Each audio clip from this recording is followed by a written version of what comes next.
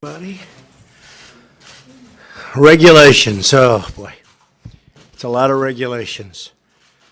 Thank you, Vice President Pence, Secretary Chao, Secretary Zinke, and Chris Liddell. Done an incredible job. We're here today for one single reason: to cut the red tape of regulation.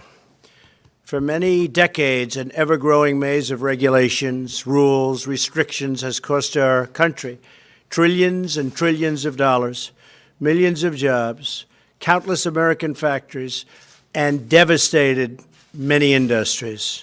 For example, the current process for permitting infrastructure is unacceptably long. This chart, I love this chart. I showed this chart 2 months ago. Chris Liddell. Hold that up, Chris. Chris is not tall enough for this chart, neither is anybody else. This is the process that you had to go through to get permits for a highway or a roadway. You had to go through this process. And it would take many years, many years, right, Chris? And you had to go through 9 different agencies, make 16 different decisions under 29 different laws. It would take from 10 to 20 years, in some cases longer than that. And by the time you finished, you probably gave up. And I think it's, I saw this chart, I held this chart up 3 months ago, and I said, bring out that chart. That was a last-minute decision. But it really explains what a disaster it is. We want to take that process down to maybe 1 year. We have it down to 2. We maybe bring it down to 1 year. And by the way, if the highway or the road is not good, we're going to reject it. We're not going to approve everything. We're going to reject it. But for the most part, generally speaking, it's a good thing, not a bad thing. So this is what we have now. This is where we were in 1960. And when we're finished, which won't be in too long a period of time, we will be less than where we were in 1960, and we will have a great regulatory climate. Okay? Come on up here, Chris. Come on. You work so hard. Elaine, are you okay? Come on. Yeah. You okay? Yeah, fine. She has a lot to do with it. She has things called roads. It's a big, and bridges, right? Yes. Okay. 1, 2, 3.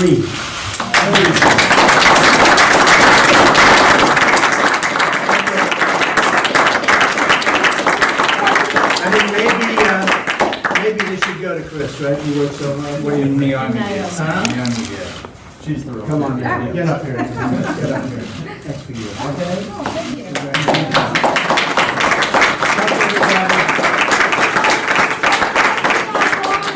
you. News, as you know, we had the largest tax cuts in our history just approved. And I was going to wait for a formal signing sometime in early January, but then I watched the news this morning and they were all saying, will he keep his promise? Will he sign it by Christmas? You were one. But will he sign it by Christmas? And I called downstairs. I said, get it ready. We have to sign it now. We were going to wait till January 7th or 8th and do a big formal ceremony. But every one of the networks was saying, will he keep his promise? Will he sign it for Christmas, before Christmas? And so I immediately called. I said, let's get it ready. As you know, $3.2 trillion in tax cuts for American families, including the doubling of the standard deduction and the doubling of the child tax credit. The typical family of 4 earning $75,000, we see an income tax cut of more than $2,000. Many much higher than that, slashing their tax bill in half. And they're going to start to see that because we're signing today. They're going to start to see that in February. The numbers will speak. One of the big things that happened, you have some great companies. I want to thank AT&T, who actually was the first out of the box, and Boeing and Sinclair and Wells Fargo and Comcast, even though they own NBC, which is not so nice to the presidency or the president. But Comcast also, they all have made tremendous contributions to their employees and tremendous contributions to spending money in this country because of the tax bill. And they all said it's because of the tax bill. So they're making tremendous investments. That means jobs.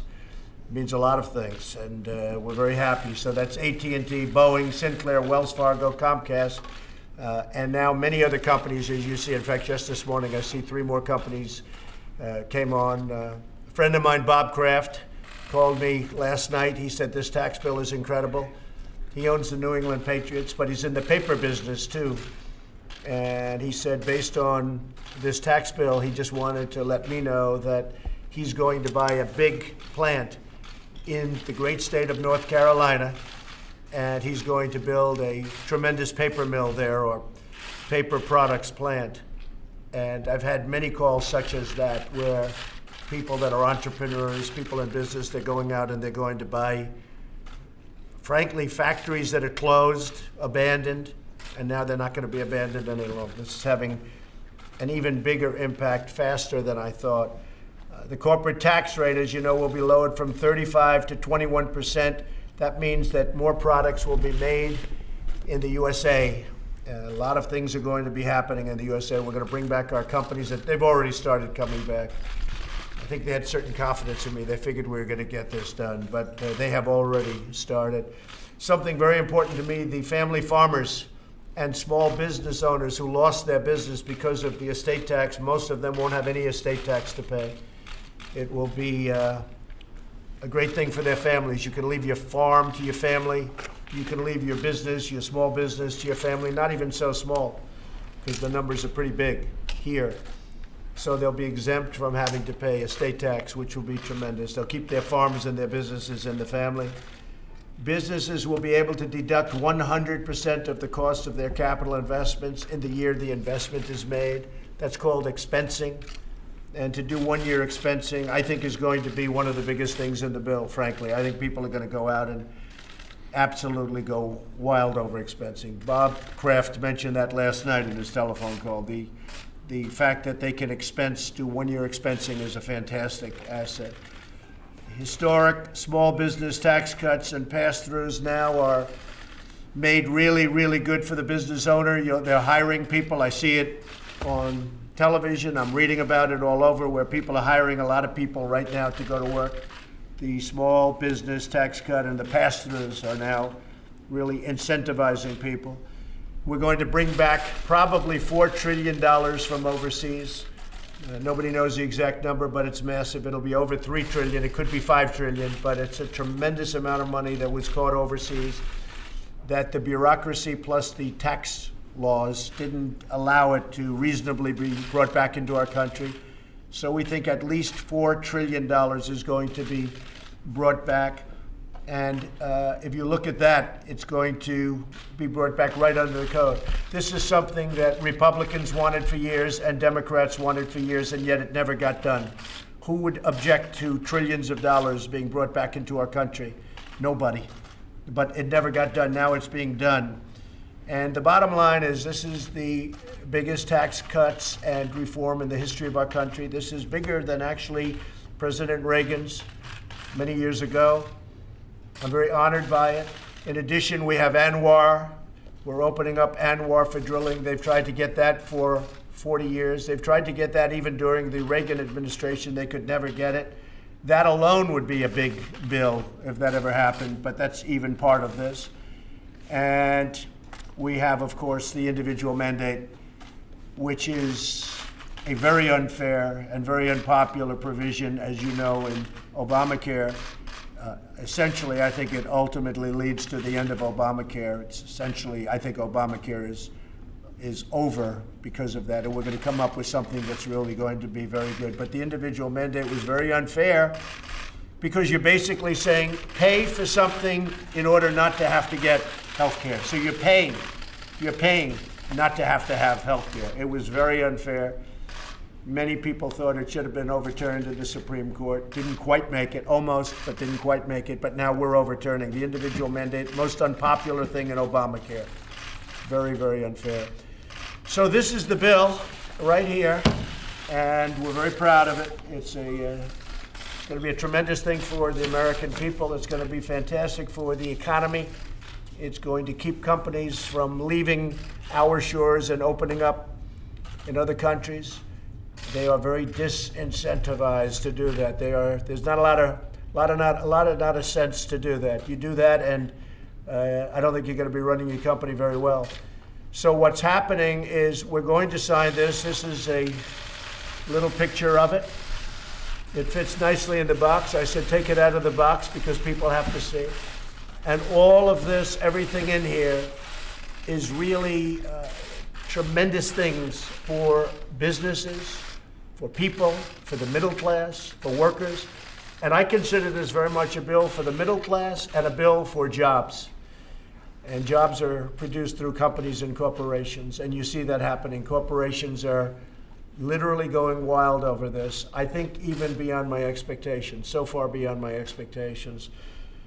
So I'll sign this today rather than having a very big formal ceremony in 2 weeks when we were going to do it, because I didn't want you folks to say that I wasn't keeping my promise. I am keeping my promise. I'm signing it before Christmas.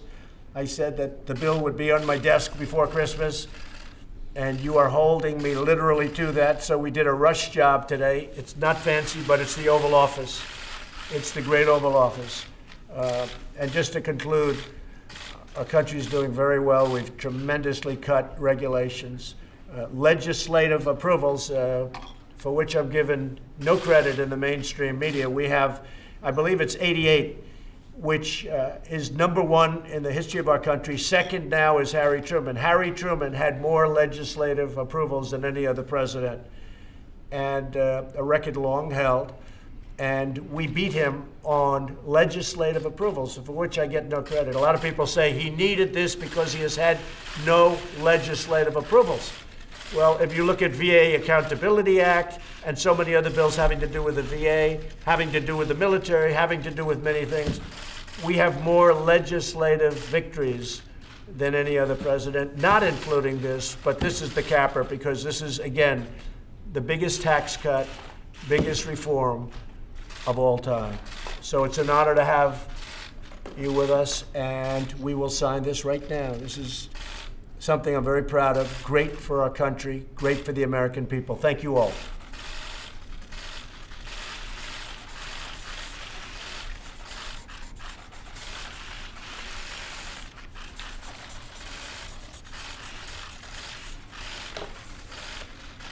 So we won't do the whole thing, but this is basically what it is.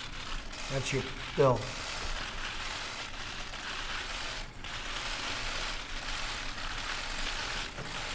And I want to thank some people in particular that aren't here because, again, we expected a formal ceremony in 2 weeks. But Mitch McConnell has been fantastic. Worked so hard. We would speak at 3 in the morning and 2 in the morning, and we would speak whenever we had to speak. But he worked so hard. And the exact same thing can be said for Paul Ryan. They are very proud of this. And we're already seeing the results. And as I said, long ahead of schedule. Paul Ryan, Mitch McConnell, thank you very much. Orrin Hatch, the chairman, made a beautiful speech the other day in front of the White House. An absolutely brilliant, beautiful speech, and we appreciated it, and I appreciated it. Hard-working. Kevin Brady, I don't think he slept for months. It's almost like that's all he did was this. Mike Enzi, Senator Enzi. Diane Black, Rob Portman, a group of Rob Portman. Rob worked so hard, so knowledgeable on the subject. Pat Toomey, likewise. Tim Scott, likewise. John Thune, likewise. These people work so hard, and I don't know if they're given the proper credit.